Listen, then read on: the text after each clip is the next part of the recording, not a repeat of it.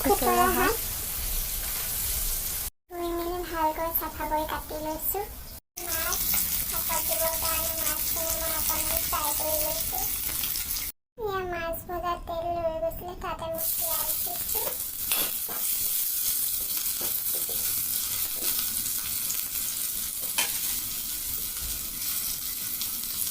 পিঁয়াজখিনি অকণমান ৰঙচুৱা হোৱালৈকে মই ভাজিম। ভাজি হোৱাৰ পিছত মই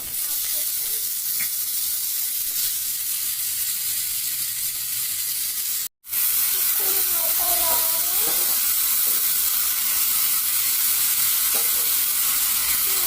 জোখমতে নিমখ হালধি দিম।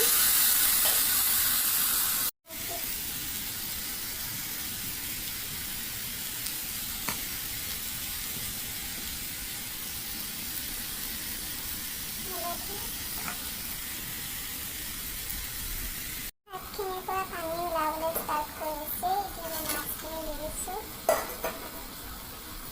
মাছখিনি দি অকণমান ঢাকন মাৰি দিম।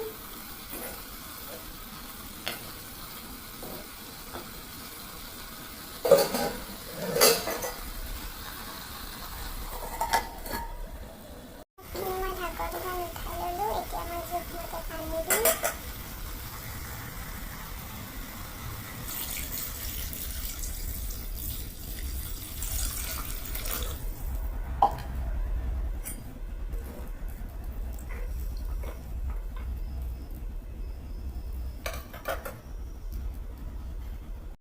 শাকখিনি ধুনীয়াকৈ উতল আহিলে, চব্জিও সিজিলে, মাছো সিজিলে, মাছটোতো ভাজিয়ে দিছিলোঁ। অকণমান নেমু চেপি দিম। টেঙা আছে, টেঙা যিহেতু চবেই নাখায় সেইকাৰণে মই নেমুকে চেপি দিছোঁ।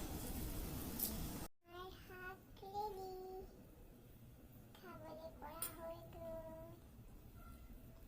কি ধুনীয়া কালাৰ আহিছে দেখিছে। কেমেৰাটো শাকটো অৰিজিনেলি বেছি ধুনীয়া লাগিছে দেখি।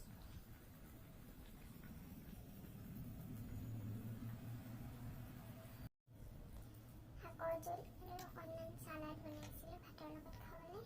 আজি গধূলি সাজৰ ইমানেই।